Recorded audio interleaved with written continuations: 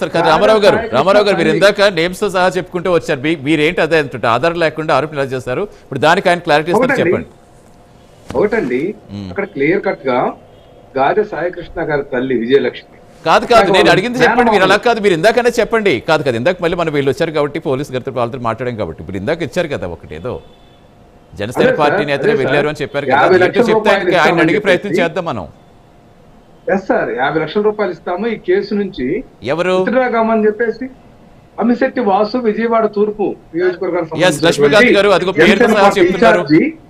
ఆ బేరసారాలు పెట్టినటువంటి అంశాన్ని విజయలక్ష్మి గారు, నవరంగ గారు, అట్లాగే వాళ్ళ మేనమామలు ఏదైతే సాయికృష్ణ గారి మేనమామలందరూ కూడా ఆరోపిస్తున్నటువంటి అంశం ఇదేంటి పరిస్థితి అని చెప్పేసి వాళ్ళు క్లియర్ కట్ గా ఎవిడెన్స్.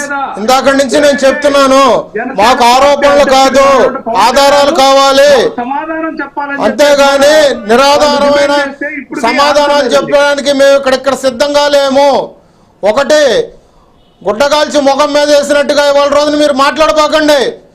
నేను చెప్తుంది ఆరోపణలు కాదు, ఆధారాలు. ఇంతకుముందు సోషల్ మీడియా సాక్షిగా అమ్మిశెట్టి వాసు గారు కూడా ఒక వీడియో రిలీజ్ చేశారు, దాన్ని చూసి మాట్లాడండి. ఇంతకుముందు జగన్ గారు కూడా ఒత్తాసు పలుకుతున్నారు, పోలీస్ ఆఫీసర్లుగానే ఒక మాట మాట్లాడారు. ఎక్కడ సార్ సస్పెండ్ చేశాము? రేపొద్దున కేసు పూర్వపరాలు పరీక్షించిన మీద తప్పు చేసింది సిఐ అయినా కానీ ఇంకెవడైనా కానీ డీజీపీ అయినా కానీ నేను తీసుకునే యాక్షన్ వేరే విధంగా ఉంటది. ఇవాళ మీరు వచ్చి ఆరోపణలు చేస్తున్నారు ఆధారాలు లేకుండా. విత్ పేపర్ వర్క్ ఏమైనా ఉంటే చూపించండి. డిబేట్ కు వచ్చి అధికార ప్రతినిధిగా మీరు మాట్లాడటం కాదు, విత్ ఎవిడెన్స్ సమాధానం కాదు. నేను పూర్తిగా మాట్లాడతా. I'm ready. బహిరంగంగా చర్చకు కూడా సిద్ధంగా ఉన్నాను. నేను రెడీ. పవన్ కళ్యాణ్ ఎందుకు చెప్తారా? పవన్ కళ్యాణ్ ఎందుకు చెప్తారు అంటే ఆంధ్రప్రదేశ్ లో హోంశాఖ లేదా? ఆంధ్రప్రదేశ్ లో హోమ్ మినిస్టర్ లేరా? ఎవరు పంపించారు మిమ్మల్ని డిబేట్ కి? అర్థం పర్థం లేని డిబేట్ లో మాట్లాడుతూ ఉంటారు. పార్టీ కార్యకర్తలు న్యాయం చేయాలని వాళ్ళు అడుగుతుంటే ఈ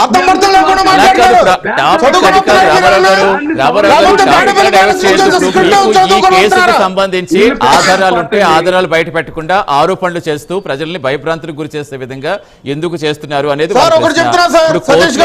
కోర్టు డెడ్లైన్ పెట్టింది. ఆ డెడ్లైన్ నుంచి ఎందుకు ఆగలేకపోతున్నారు? కాపుకులం గురించి కాపుకులం గురించి ఒక మాట మాట్లాడుతున్నారు. అంటే ఈయన రెడ్డి కులం కాబట్టి జగన్మోహన్ రెడ్డి గారు ప్రభుత్వం పూర్తిగా విఫలమైంది అంటే పవన్ కళ్యాణ్ గారి కాపు కులం అంటే ఊరుకోవాలా సార్? ఈ విషయంలో నైతిక బాధ్యత వహించాలి. సిగ్గులేని మాట్లాడిన డిబేట్ వచ్చి మాట్లాడుతున్నారు వీళ్ళు. ఒక స్క్రిప్ట్ ఒకటి తీసుకొస్తారు, తాడేపల్లి ప్యాలెస్ నుంచి డిబేట్ లో అసలు రామారావు గారు చిన్న క్లారిటీ. అలా కాదు రామారావు గారు, ఇప్పుడు ఆల్రెడీ ఘటన తెలిసిన వెంటనే బయటికి వచ్చిన వెంటనే చంద్రబాబు గారు కావచ్చు, పవన్ కళ్యాణ్ గారు రియాక్ట్ అయ్యారు, సస్పెన్షన్ వేటు వేశారు. At the same time IPS అధికారి విచారణ చేశారు.